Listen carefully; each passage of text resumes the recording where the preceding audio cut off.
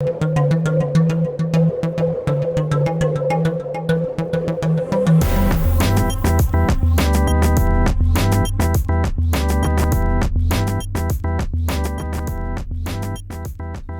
folks, thanks for tuning in. It's just going to be a quick video today on a lovely situation involving a couple of, all I can say is LARPers, people who obviously think they're gangsters. This woman thinks she's a gangster's mall, that is for sure, and this guy is just a complete moron. But I think the woman's face needs to be out there a bit more. In my opinion, she has received a completely unacceptably lenient sentence for what she did. Now if you like this kind of content, please feel free to share this video so more people can see this story. Please also subscribe if you like the channel. You can do that by hitting the subscribe button in the corner, and please also give the video a like as well if you do like it, just for good measure. It does make a difference. So the woman on the screen here then is Culhane from London, and as I say, she considers herself a bit of a gangster's mall.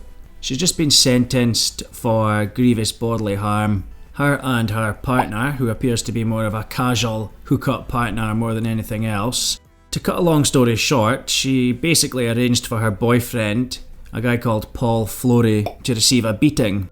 She started seeing someone else and she decided that she didn't want to be with Paul anymore, so the easiest way to send him the message was to have him beaten up in true Sopranos style. Now this is our new man, James White, and this is the mug who did what she asked him to. She had a fling with him previously, some years ago apparently, and they'd begun seeing each other again, as I say, on a casual basis it seems. Now her actual partner at the time, Paul Flory, he doesn't sound like a good man himself. He's been in prison himself for domestic violence against Crystal, but she refused to testify against him for that, and he was convicted anyway. He went to prison, he got out of prison, they got back together. There's no suggestion that she was coerced back into a relationship with him or anything like that. And there's no suggestion that there was any further violence on his side. It didn't come into any defence or anything like that on Crystal's side.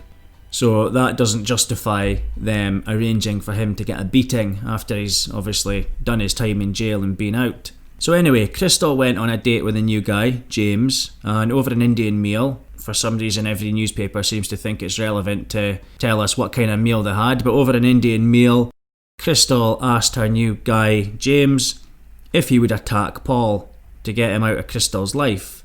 And James, presumably being desperate to impress Crystal, agreed for some reason. So later that night, in the early hours of the morning, Crystal had gone back to James's house, the new guy, and when she was there, she texted her partner, Paul, to lure him to the scene so that James could attack him. Now Paul turns up and James dutifully goes outside and smashes his head in with a baseball bat, beats his brains out. Very clever behaviour. And when I say he beats his brains out, the police literally said there was brain matter on the pavement and it's a miracle that he lived. The police came and they were met with a pretty horrific scene by all accounts. So it was Crystal that convinced the attacker to commit the assault. This is all proven in court. It was Crystal who lured the victim to the scene of the assault so that he could be attacked. This was backed up with text messages as well. So rightly so, the attacker, James, he's now been sentenced to prison for his part in this. He got 11 years for his role. He's the one that swung the bat, so I suppose that's fair. I can't help but wonder how bitterly he regrets agreeing to the attack now though, having been just given 11 years. Personally, I don't think 11 years is enough for somebody who's prepared to take a baseball bat to the head of somebody they don't know because a casual partner has asked them to do it. I think he deserves to be in prison for a bit longer than that, but this is the UK, we have to just take what we can get. Obviously he'll be out after 5 and a bit years probably, maybe even sooner these days. But I would suggest that this man is in serious need of monitoring for a very long time after he comes out of prison, because he's clearly unable to function in society if this is the effect that women have on him. Talk about acting like a knight in shining armour. And that is probably how he saw himself, standing up for the woman that asked him to batter her ex-boyfriend. Now maybe somewhere in the back of his mind while he was doing it, there was a little voice telling him that he maybe shouldn't be doing this for her, but that's maybe just my mind being charitable.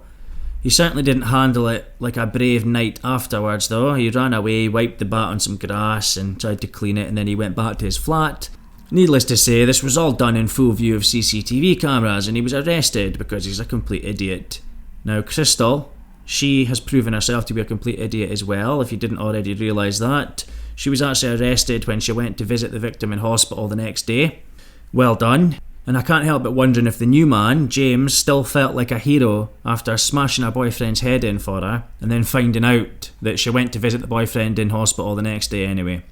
So the lovely Crystal Culhane was arrested at the hospital, and she kind of looks in the mugshot as if she knew she'd f***ed up a little bit. She was also convicted of grievous bodily harm, the same charge that James was convicted of. However, she was convicted of grievous bodily harm without intent, which means that although she fully intended for Paul to be hurt, she didn't intend for it to be quite as bad or as savage as it was. Basically, she didn't predict it to go quite as far as it did. But either way, the court recognises that she's committed a very serious crime here. Now, with James getting 11 years in prison, you would expect her, for being convicted of grievous bodily harm, although without intent, you would expect her to get some prison time at least, but no, she got a suspended sentence and community service for arranging an attack which almost killed her boyfriend, who she lured into the attack zone.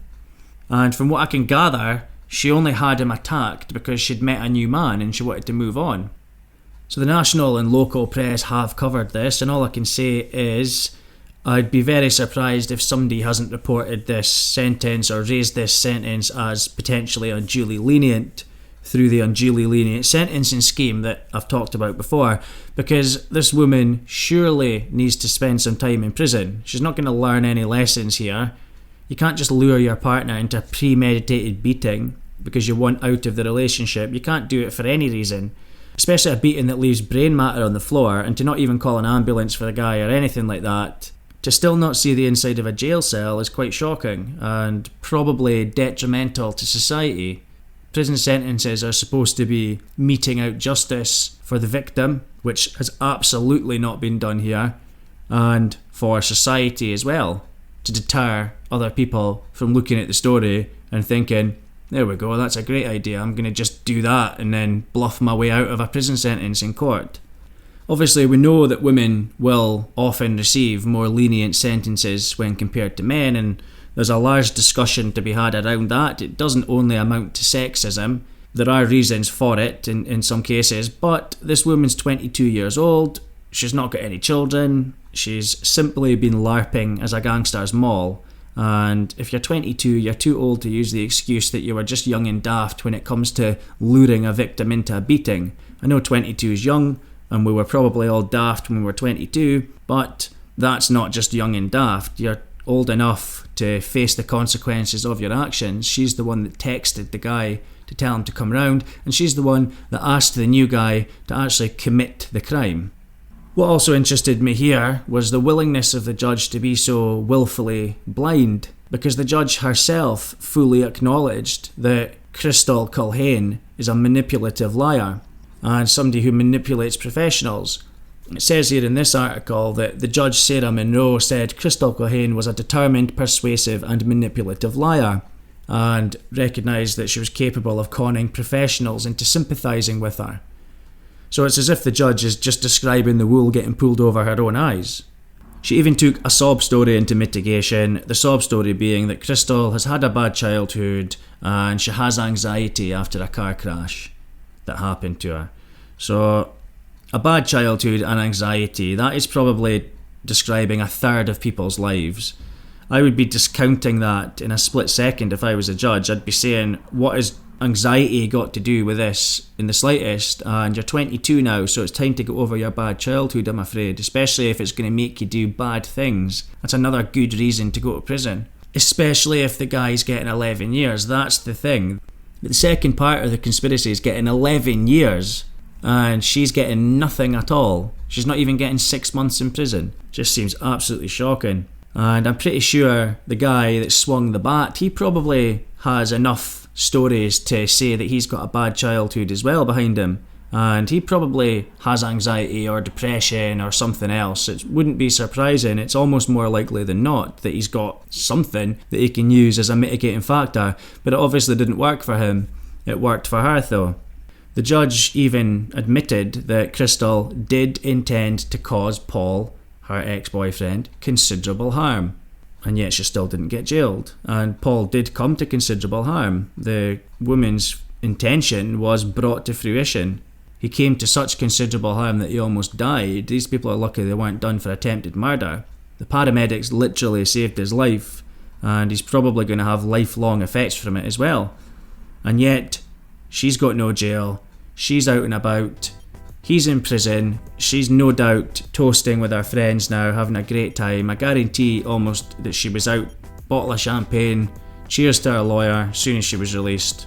Anyway folks, it's just a very short one today. I just wanted to bring that to your attention. I thought it was quite an interesting story. Let me know what you think. If you think her crime needs to be out there and needs to be shown to a bit more people, feel free to share this on social media. As I say, please do hit the subscribe button as well if you like this kind of thing. Let me know what you think in the comments, and thanks for tuning in folks. I'll catch you in the next one. Cheers.